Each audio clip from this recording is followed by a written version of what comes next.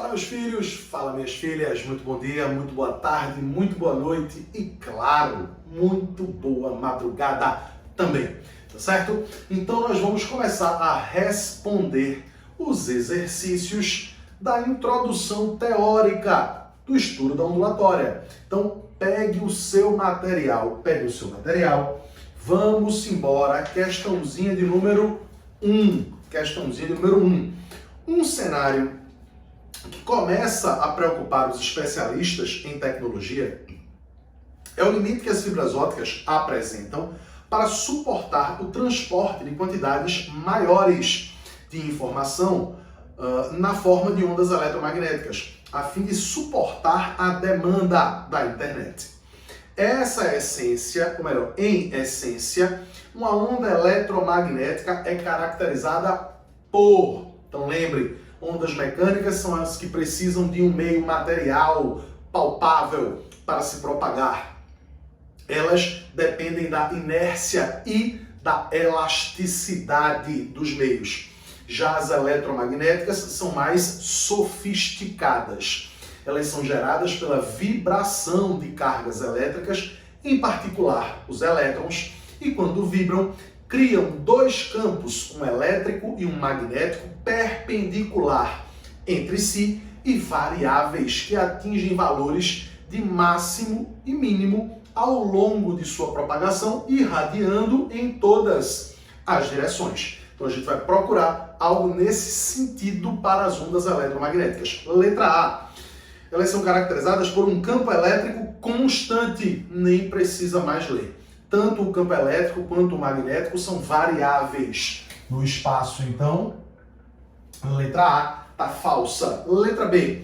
Campos elétrico e magnético, perfeito, se propagando no espaço, assumindo valores de máximos e mínimos periodicamente. Se eles são oscilantes, eles atingem valores de máximo e de mínimo.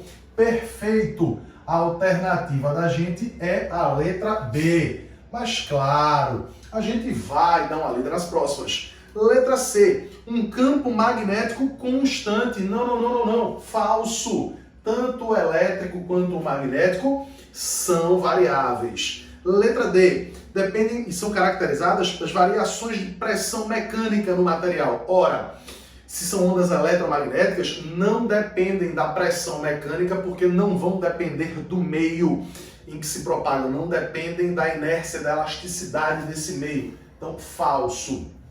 E letra E, elas são oscilações longitudinais e transversais simultâneas no meio material. Falso. Falso. Todas as eletromagnéticas são transversais e não longitudinais. Então, falso a letra E. Resposta da primeira questão, letra B, de bom demais estudar física. Vamos embora. Questãozinha de número 2. Quem é o companheiro inseparável do gaúcho na lida do campo? O cachorro, que com seu latido ajuda a manter o gado na tropa. Com base nessa informação, preencha as lacunas da frase a seguir. As ondas sonoras são classificadas como ondas sonoras, vibração e perturbação e propagação são na mesma direção. Então são ondas longitudinais. Ondas longitudinais. Ondas sonoras são ondas longitudinais, porque a perturbação e a propagação se dão na mesma direção, tá certo? Aí ele diz, e as de maior espaço têm menor espaço. Então, esses espaços, de acordo com as alternativas A, B, C, D e E, são para serem preenchidos com frequência, comprimento de onda ou velocidade. Como ele diz que quanto maior uma, menor a outra, não é isso? Quanto maior uma, menor a outra, eu preciso buscar grandezas que são inversamente proporcionais. Quanto maior uma, menor a outra. A gente ainda não viu a equação que descreve a velocidade de uma onda se propagando. Com ela ficará claro e irrefutável o argumento que eu vou dar para vocês agora. Que, por sinal, também vai servir, acho que para a questão 4 também. Mas, de toda forma, no próximo vídeo, na próxima aula de ondulatória, onde a gente vai começar a falar das ondas periódicas, ondulatória 3, tá certo? Estamos no vídeo de ondulatória 2. A gente vai poder provar matematicamente. Por enquanto, e somente por enquanto, você tenha certeza. Velocidade é diretamente proporcional à frequência e ao comprimento de onda. Quanto maior a frequência, quanto maior o comprimento de onda, maior a velocidade. Mas frequência e comprimento de onda são inversamente proporcionais. Frequência e comprimento de onda inversamente proporcionais. Quem tiver a maior frequência tem o menor comprimento. Quem tiver o maior comprimento tem a menor frequência.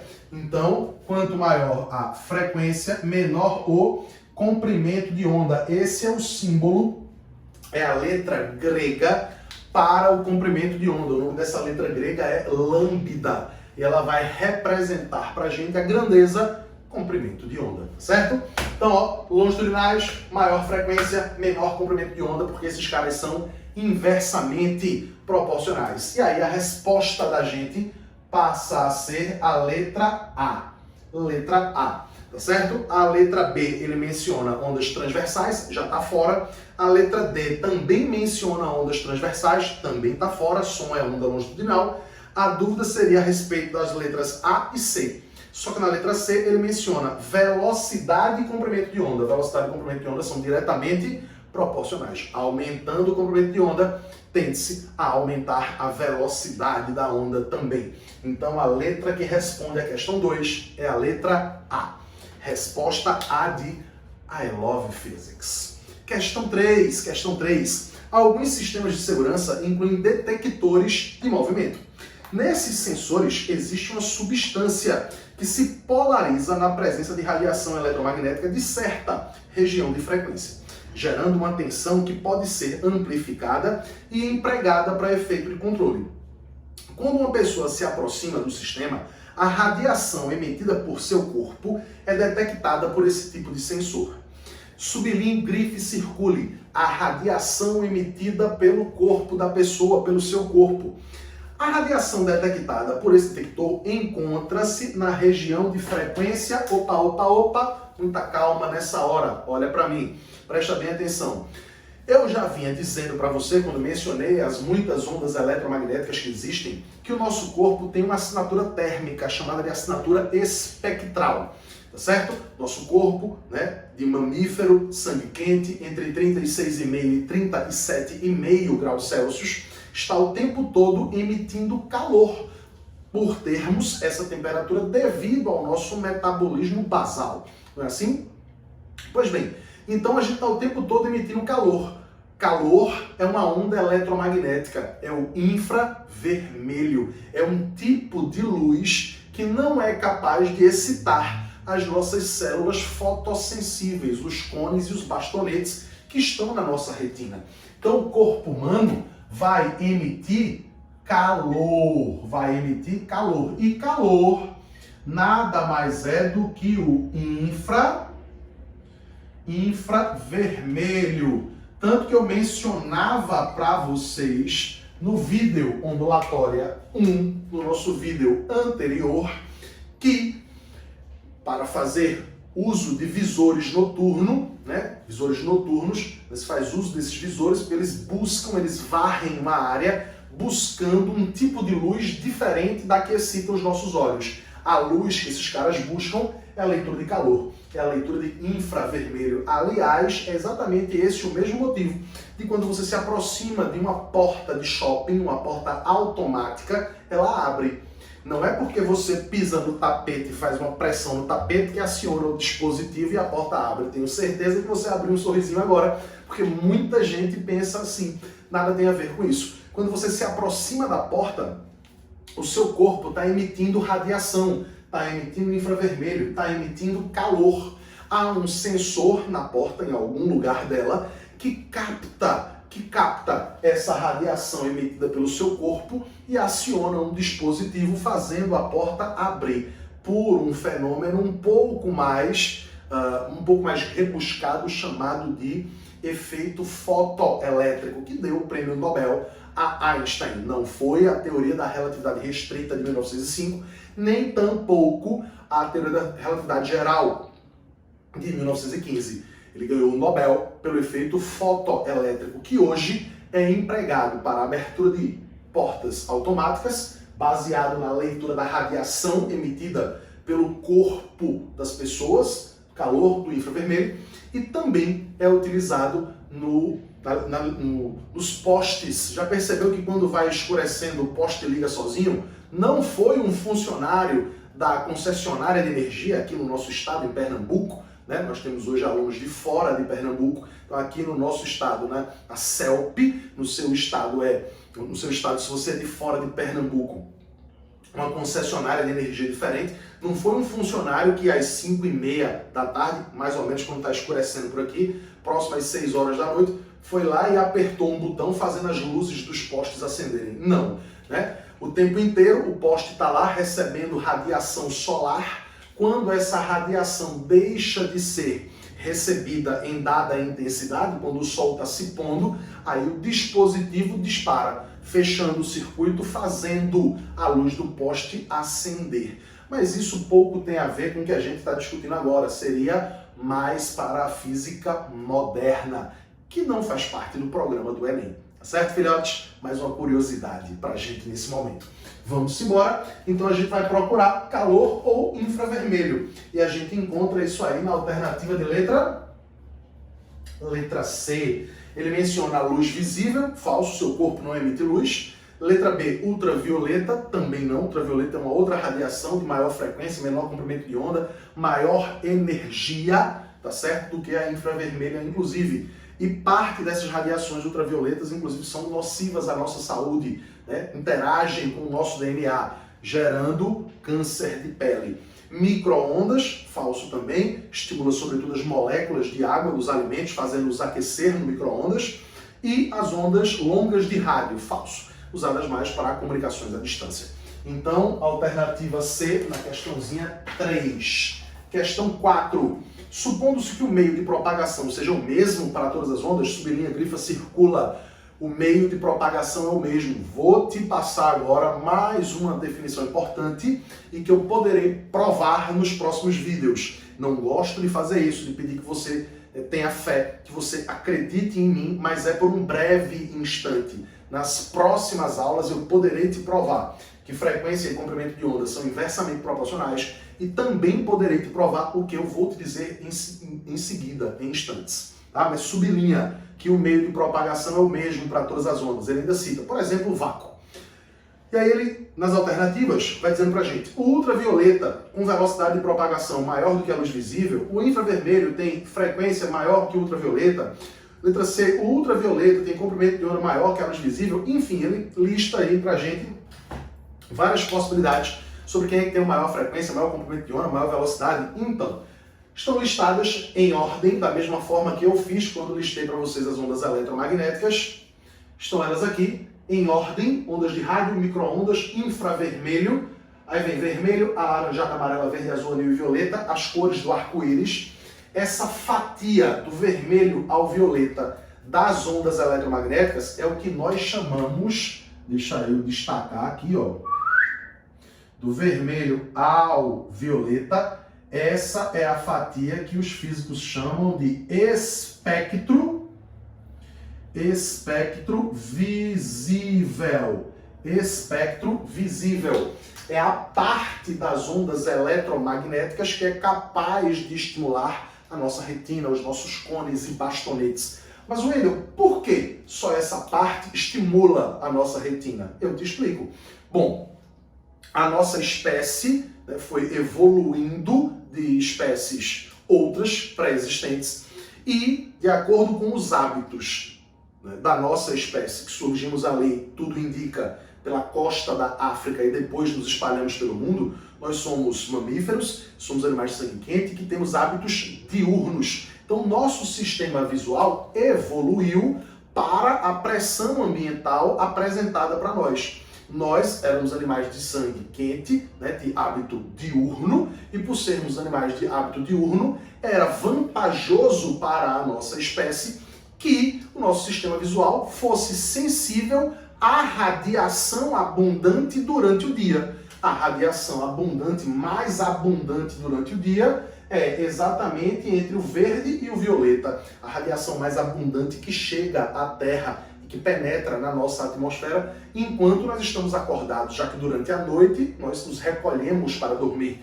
Diferente, por exemplo, dos morcegos, que têm hábitos noturnos. Não faria sentido a evolução da espécie desenvolver um sistema óptico onde ele fosse sensível, os seus olhos fossem sensíveis à radiação abundante durante o dia, à luz, que a gente chama de luz visível, pois não apresentaria vantagem nenhuma para a espécie dele. Ele desenvolveu um sistema diferente, né? Ele desenvolveu um sistema onde ele emite um uivo, um infrassom, que é inclusive inaudível para a nossa espécie. Ele emite um uivo, esse som se espalha pelo ambiente, reflete nos obstáculos e retorna para ele. E aí, como um radar, ele faz a leitura, o cérebro dele faz a leitura dessa onda que refletiu e sabe a distância em que os obstáculos estão à sua frente. Não só a distância, como o tamanho dos obstáculos também. A evolução para ele foi de uma forma diferente.